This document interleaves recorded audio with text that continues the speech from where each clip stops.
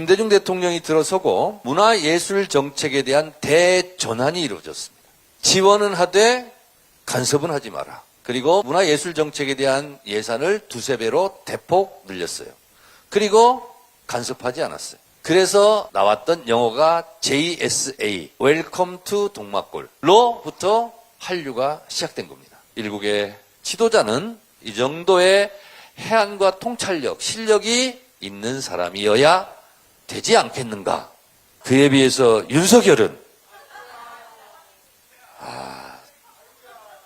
아이고야, 얘기하지 말라고요? 네, 그렇습니다. 노무현 대통령 집권 5년 차 때 2007년도 세계 경제 포럼 WEF에서 선정한 국가 경쟁력 지수 대한민국 11등 이렇게 얘기했습니다. 그래서 그때부터 우리가 10대 경제 대국이다라는 말을 하기 시작했습니다. 이명박근혜 정권은 국가 경쟁력 지수가 어느 정도였을까요? 미안하게도 놀랍게도 11등까지 갔으면 9등, 8등 이렇게 가야 되잖아요. 이명박 때 24등, 박근혜 때 26등. 저는 그래서 개인적으로 잃어버린 10년이라고 생각합니다. 네. 2016년 제가 컷오프가 된 적이 있습니다. 공천 탈락, 총선에 출마할 자격을 박탈당하고 거의 매일 방송에 나가서 활동했습니다. MBN 판도라, KBS 사사건건, MBC 라디오, YTN 라디오. 방송만 한 것이 아니라 전국적으로 강연을 참 많이 다녔습니다. 이 정도 박수를 받고 강연한 적이 한 번도 없습니다. 다시 한번 인사드리겠습니다. 안녕하십니까. 정청래입니다.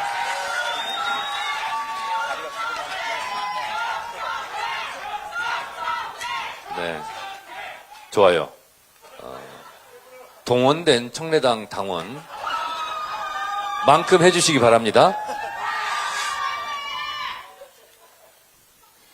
미국에 이민을 가서 이러저러한 삶을 살았던 우리 대한민국 제비동포가 있습니다. 몇 년 전에 그 중에 하나의 딸인데 학교에 가서 너무 신나서 집에 와서 아빠한테 얘기합니다. 아빠 오늘날 이런 일이 있었어. 그래서 무슨 일이 있었는데 이렇게 기분이 좋으냐 물어봤더니 백인 친구들이 한국어 원어 발음으로 무궁화 꽃이 피었습니다. 요걸 좀 해달라고. 그래서 앞에 나가서 백인 친구들 앞에서 무궁화 꽃이 피었습니다를 했더니 계속 다른 반에서도 무궁화 꽃이 피었습니다를 한국어 원음으로 해달라고 해서 너무 기분이 좋다. 이렇게 말했다고 합니다. 예전에 여기 계신 분들은 경험해 보셨는지 모르겠지만 10년 전, 20년 전, 30년 전에 외국에 나가면 Are you Japanese? 당신 일본 사람이에요? 이렇게 물어봤다고 합니다. 요즘은 일본 사람이 유럽에 가면 Are you Korean? 너 한국 사람이냐? 이렇게 물어봅니다. 실제로 제가 최근에 유럽을 갔더니 한국말을 제가 쓰면 식당의 종업원이 다시 쳐다봅니다. 그리고 한국 사람이냐고. 그렇다고 그러면 뭐 하나 더 갖다 줘요. 그리고 나오면서 사진 좀 찍어주면 안 되냐고. 그렇게 얘기합니다. 실제 그렇습니다. 그리고 웬만한 가게 식당 가서 영어 안 써도 돼요. 그냥 한국말로 계산하면 됩니다. 대체적으로 다 알아듣습니다. 지금 이 순간에도 세계 80여 개 국가에서 230여 군데의 강의실에서 한국어 수업이 진행되고 있습니다. 베트남과 독일에서는 제2의 외국어로 한국어가 채택이 됐습니다. 왜 우리나라에는 한국어 학원을 안 만들어주냐라고 한국어 학당이 설치되어 있지 않는 나라들이 지금 요청이 쇄도하고 있습니다. 여러분들이 너무나 잘 알고 있다시피 BTS, 블랙핑크, 그리고 더 많은 우리의 아이돌 그룹들, 그리고 영화, 기생충, 오징어 게임 등이 한국의 이 문화가 맹위를 떨치고 있습니다. 저는 1985년도에 대학에 들어갔어요. 1965년생입니다. 올해로 환갑입니다. 네. 동안이에요? 네. 제 양력 생일이 1965년 5.18입니다. 네. 그리고 다시 60년이 흘렀어요. 우리 때는, 다시 말해서 전문 용어로 라떼는 홍콩 영화, 이소룡, 헐리우드 영화, 팝송, 이런 거를 봐야 좀 어깨가 으쓱거리고, 그리고 우리나라 소설보다는 로미오와 줄리엣, 전쟁과 평화, 안나 까레니나 이런 거를 책을 들고 다녀야 폼났어요. 근데 지금은 우리 여러분들 한국 가요, 한국 영화, 한국 음악 그거 다 즐기고 있잖아요. 그리고 우리 토요일 날 집회 때 가보면 광화문에 외국인들이 한복 입고 다니잖아요. 가 쓰고 다니는 청년도 많습니다. 외국인 청년들. 그만큼 대한민국은 전 세계에서 이제 문화선진국이 되었습니다. 왜 그런가? 언제부터 그렇게 됐는가? 하는 것을 제가 말씀드리려고 합니다. 한류라는 말은 신조어였습니다. 언제 때? 김대중 정부 때 초대 문화부 장관이 만든 말이라고 그래요. 한류는. 그 이전에는 한류라는 말 자체가 없었습니다. 김대중 대통령이 들어서고 문화예술 정책에 대한 대전환이 이루어졌습니다. 지원은 하되 간섭은 하지 마라. 그리고 문화예술 정책에 대한 예산을 2~3배로 대폭 늘렸어요. 그리고 간섭하지 않았어요. 그래서 나왔던 영어가 JSA, Welcome to 동막골로부터 한류가 시작된 겁니다. 김대중 대통령이 정계 은퇴 선언하고 영국에 다시 갔다가 다시 돌아왔을 때 김대중 대통령이 아태재단을 만들었어요. 그리고 그 아태재단에서 평화 아카데미를 했습니다. 제가 4기 우등 졸업자예요.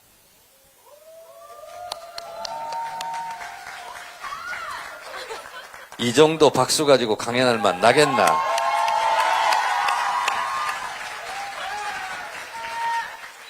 (12번) 강좌가 있고 13번째 특강은 김대중 대통령이 했어요. 그런데 제가 그때 30대였는데 저는 한 번도 보지도 듣지도 못했던 말씀을 하시는 거예요. 제가 거기에서 충격을 받았어요.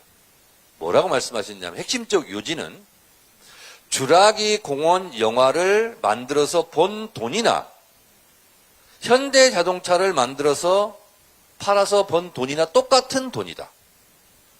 대한민국은 땅덩이도 작고 분단되어 있고 인구도 적고 천연자원도 부족하다.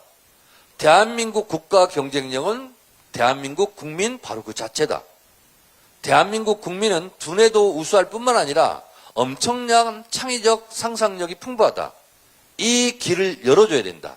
앞으로 대한민국은 문화산업을 융성 발전시켜야 된다. 라고 얘기했어요. 그 당시에 정치권에서는 문화산업이란 말 자체가 정치권에서 나오는 용어가 아니었습니다. 그리고 집권을 하고 실제로 문화산업을 육성시키고자 하는 노력을 실제로 한 거예요. 그리고 창작품에 가위질하지 않았습니다. 그 결과 대한민국 국민들의 우수한 경쟁력, 문화적 경쟁력이 오늘날의 문화 강국을 만들었다는 거예요. 다시 말해서 대통령 한 사람의 통찰력과 해안이 그 나라의 미래 성장 동력을 이끌어내고 실제로 그 나라의 자부심을 불러일으키는데 매우 중요한 역할을 한다는 거예요. 무릇 한 나라의 지도자라면 이 정도의 통찰력과 해안을 가진 자격이 있는 사람이 대통령이 돼야 된다. 오늘날 우리의 문화 강국의 꿈이 언제부터 시작되었다? 김대중 대통령으로부터 시작되었다.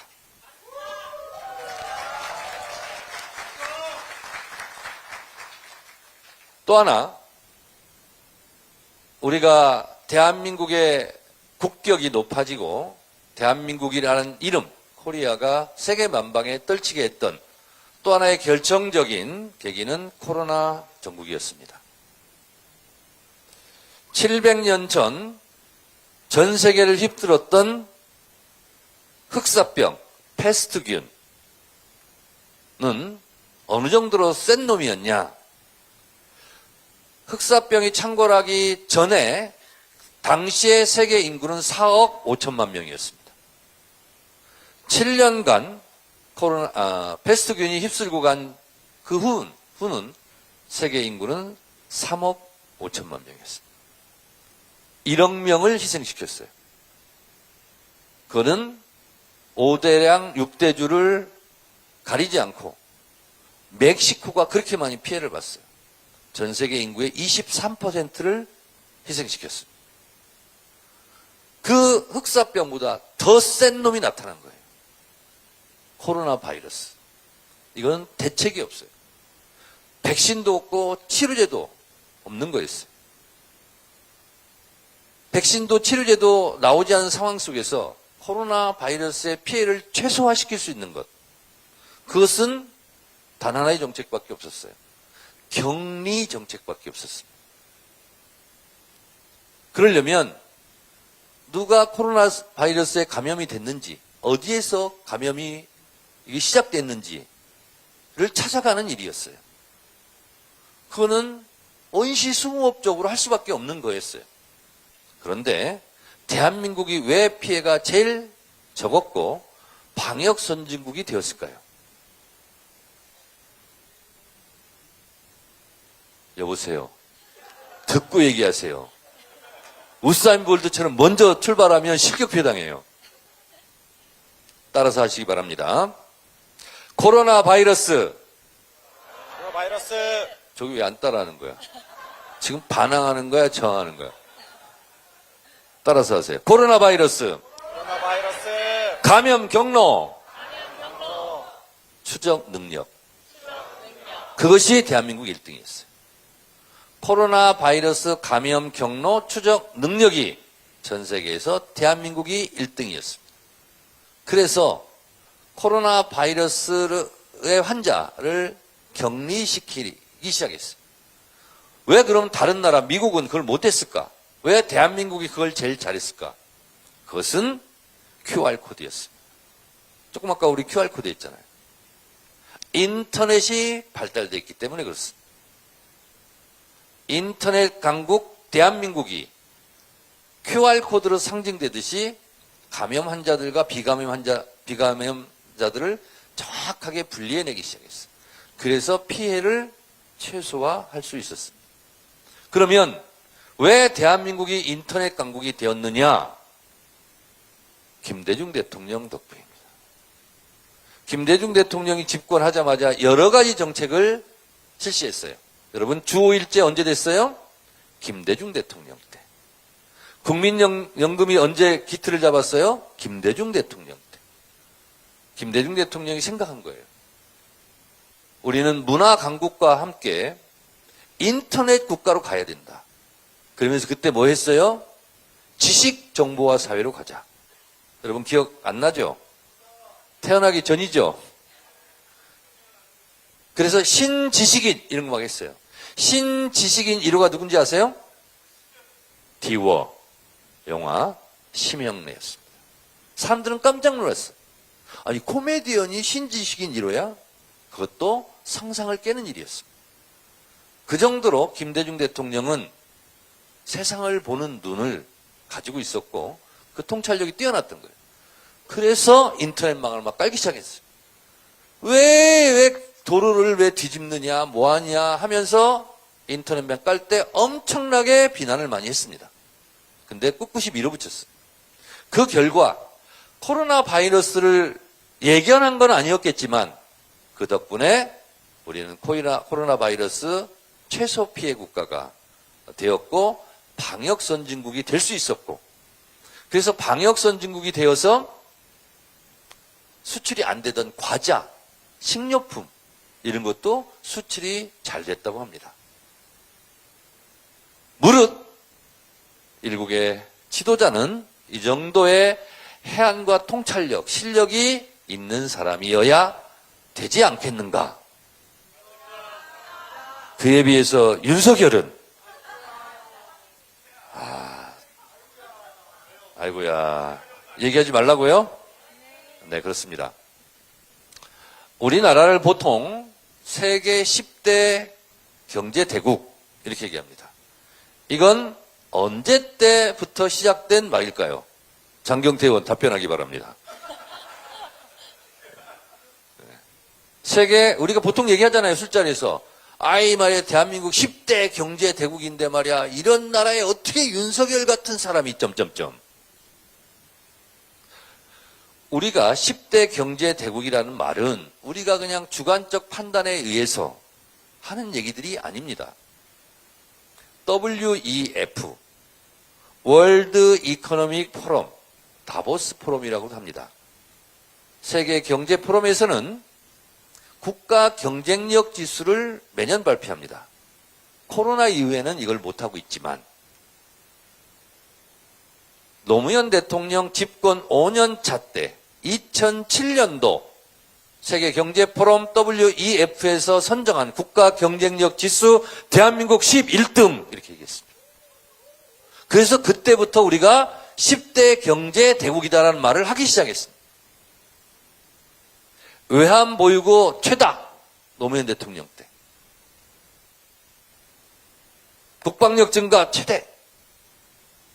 그때 노무현 대통령이 어느 정도로 욕을 먹었냐면 골프 공만 안 버져도 노무현 탓이다. 조중동에서. 노무현 씹는 것이 국민 스포츠가 될 정도로 엄청난 비난을 저짝 쪽에서는 했지만 대한민국을 경제 10대 대국으로 올려놓았던 업적 있는 대통령은 노무현 대통령입니다. 그때 통부가 물류 중심 국가, 개성공단 이런 거 했어요.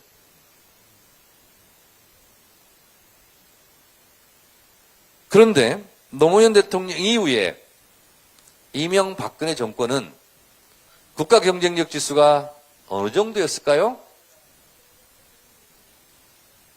미안하게도 놀랍게도 11등까지 갔으면 9등, 8등 이렇게 가야 되잖아요. 이명박 때 24등, 박근혜 때 26등. 저는 그래서 개인적으로 잃어버린 10년이라고 생각합니다. 그런데 놀랍게도 문재인 대통령이 되자마자 몇 등으로 올라갔을까요? 13등. ICT 이런 분야는 우리가 산업 경쟁력 1등이었어요. 분야별로 따지는데. 그리고 문재인 대통령 때 집권 말기에 지지율도 가장 높게 형성이 됐지만 우리는 수출로 먹고 사는 나라잖아요. 대외 의존성이 높습니다. 문재인 대통령 집권 5년 차 때 무역 규모, 교역량, 수출액 규모로 6등, 7등 했습니다. 최대 5등까지 갔었어요.